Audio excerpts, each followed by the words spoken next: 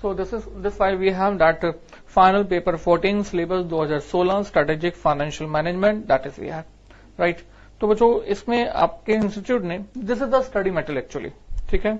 Institute ने आपके पास जो सिलेबस दिया है 2016 का उसके अंदर क्या क्या बताया हुआ है शॉर्टकट में ये लिखा हुआ आपके पास इन्वेस्टमेंट डिसीजंस 25% एंड देन इसमें बताया हुआ है कि टॉपिक क्या क्या है, कैटेगरीज हैं basically investment decision, evaluation of risk, proposals, उसके बाद लिखा हुआ है leasing decisions, financial market 20%, right, security analysis and portfolio management that is 25%, financial risk management 30%। बच्चों ये जितनी भी परसेंटेज गिवन है ये सिर्फ बताने के लिए है, एक्चुअल में एग्जाम में इतने परसेंटेज का एग्जाम आएगा ऐसा कोई कंपलसरी बिल्कुल भी नहीं है, राइट। थोड़ा सा डिटेल में आगे चले जाते हैं कि आपका जो इंडेक्स गिवन है वो क्या गिवन है। लिखा हुआ है इन्वेस्टमेंट डिसीजंस।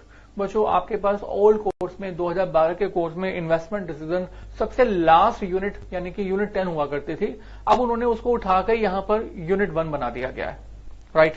तो इन्वेस्टमेंट डिसीजन में टॉपिक बताए गए हैं जिसको हम लोग कैपिटल बजटिंग बोलते हैं, कैपिटल बजटिंग यहां पर नाम दिया गया है इन्वेस्टमेंट डिसीजंस, राइट। इसके अंदर थर्ड कैटेगरी दी हुई है लीजिंग डिसीजंस की, राइट। तो लीजिंग डिसीजंस हम लोग पहले भी अलग से ही स्टडी किया करते थे, इन्होंने यहां पर मतलब स्टडी मटेरियल में अब अलग से ही एक चैप्टर एक टॉपिक बना दिया है, राइट। उसके बाद है फाइनेंशियल मार्केट एंड इंस्टीट्यूशंस, ये बेसिकली थ्योरी पोर्शन है।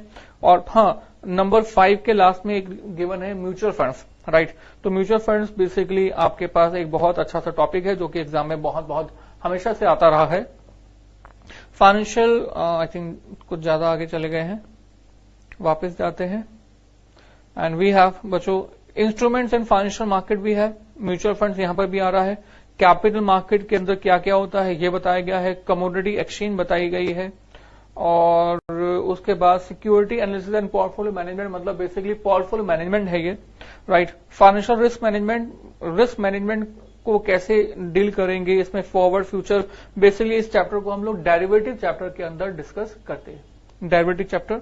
और बच्चों उसके आगे बढ़ते हैं थोड़ा सा financial risk management in international operations, okay. ये भी हमारा इंटरनेशनल ऑपरेशन बेसिकली 11 जो है that is covered under the forex chapter, इसको हम लोग इंटरनेशनल फाइनेंस भी बोलते हैं, राइट। बच्चों ये सारी चीजें गिवन है आपके स्टडी मटेरियल में। अब ये इंडेक्स है, वो डिटेल में स्टडी मटेरियल था, अब इंडेक्स है। फर्स्ट इज इन्वेस्टमेंट डिसीजन जो कि मैंने आपको कहा ओल्ड कोर्स के अंदर यूनिट 10 हुआ करती थी, right. Evaluation of the proposal, leasing decision unit 3 and then 4 institution in financial market, right. तो बच्चों and then money market instruments are also there and some mutual funds, capital market. उसके बाद आपके पास डेरिवेटिव चैप्टर है ना। और derivative chapter से और आगे चलते हैं security analysis and portfolio management, basically portfolio management this is the chapter. And then financial risk management, basically forex chapter, right. Investment decision, बच्चों इन्वेस्टमेंट डिसीजन रिपीट हो गया। एक्चुअली क्या हुआ कि ओल्ड स्टडी मटेरियल में ये इन्वेस्टमेंट डिसीजन 10 चैप्टर का था, तो इन्होंने न्यू स्टडी मटेरियल बनाते समय कट को भी पेस्ट करते हुए शायद ये लोग 10 चैप्टर का नाम बदलना भूल गए हैं। ये बेसिकली फॉरवर्ड फ्यूचर ऑप्शन यानी कि डेरिवेटिव चैप्टर है, राइट। एंड देन 11 चैप्टर का नाम भी भूल गए हैं बदलना, दोबारा से इन्वेस्टमेंट डिसीजन उन्होंने लिख दिया है, एक्चुअल में this is the forex chapter, ठीक है। मतलब कहने का ये कि आपका जो न्यू कोर्स है वो ऑलमोस्ट पुराने कोर्स का कट कॉपी पेस्ट किया गया है, उससे ज्यादा कुछ भी नहीं है। Regarding the SFM is concern, only for the SFM, right. तो ये तो हो गया बच्चों स्टडी मटेरियल के अंदर जो कंटेंट है। एक बार इनको हम लोग हमारे चैप्टर्स के नेम के अकॉर्डिंग देख लेते हैं कि हमारी बुक्स के अंदर आपको ये सभी कुछ कौन कौन से चैप्टर्स के अंदर मिलेगा, ठीक है।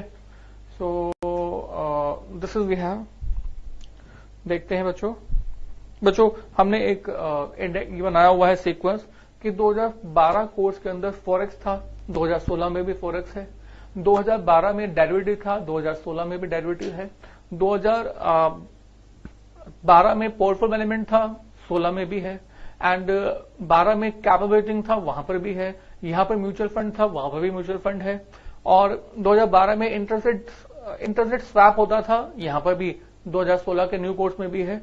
मिसलेनियस भी पहले हमारे पास स्टडी मटेरियल में था, portfolio with mutual fund, forex with capital and forex with derivative, same यहां पर भी है, 2016 में भी है, राइट। अच्छा, वो थोड़ा और आगे चलते हैं। लीज वर्सेस फाइनेंस 2012 में होता था, पर नाम अलग नहीं गिवन था, वो कैपिटल गेटिंग के अंदर इंक्लूड था। अब 2016 में भी ये डाला हुआ है, राइट।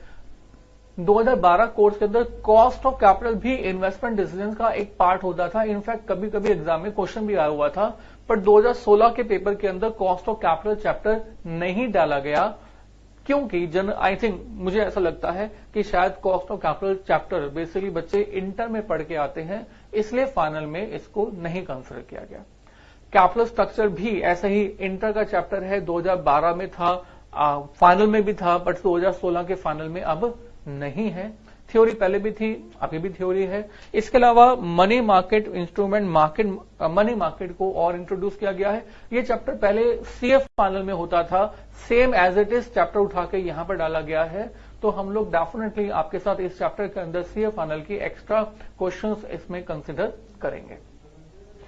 बच्चों बेसिकली ये तो हो गया कोर्स के कंटेंट के बारे में कि 2016 के अंदर आपको जो स्टडी करना है वो क्या क्या करना है। Forex, derivative, portfolio, capital, mutual fund, interest rate swaps, miscellaneous, right, और lease versus finance, money market and theory. This is the only thing that you have to study in the strategic financial management course.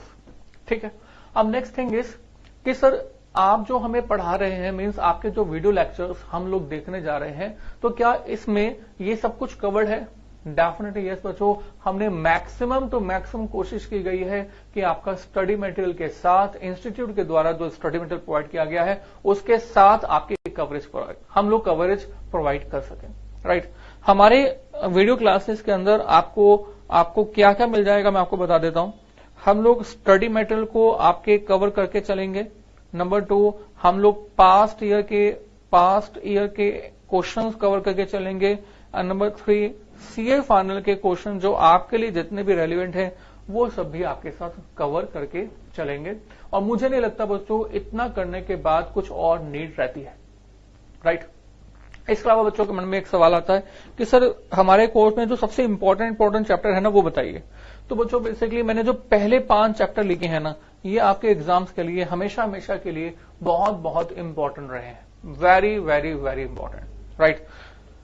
Forex, derivative, portfolio, capital, ये 4 chapter तो actual में lengthy भी बहुत है। 8 class, 9 class, 10 class, कभी कभी 12 classes भी लग जाती हैं इन चैप्टर्स को कंप्लीट करते हुए। म्यूचुअल फंड जनरली 4 क्लासेस में कंप्लीट हो जाता है, पर ये सभी के सभी चैप्टर्स एग्जाम में 15 से लेकर 30 नंबर तक पूछ लेता है, right.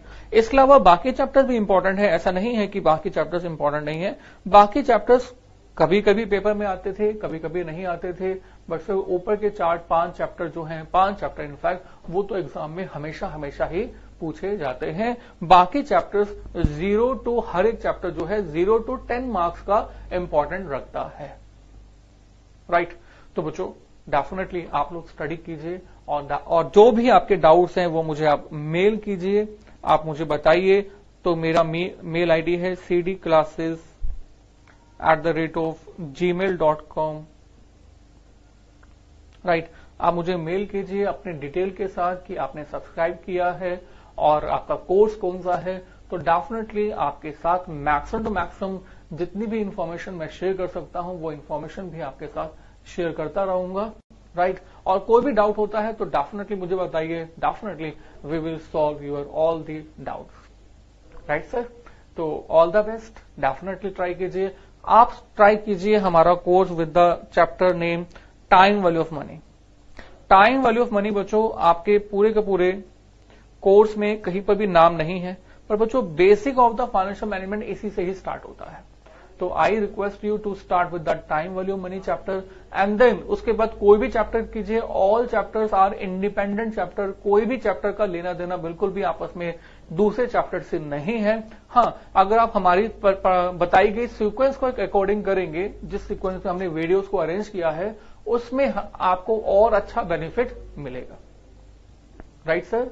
So let us start with the time value of money chapter and then next chapter, right? Bye.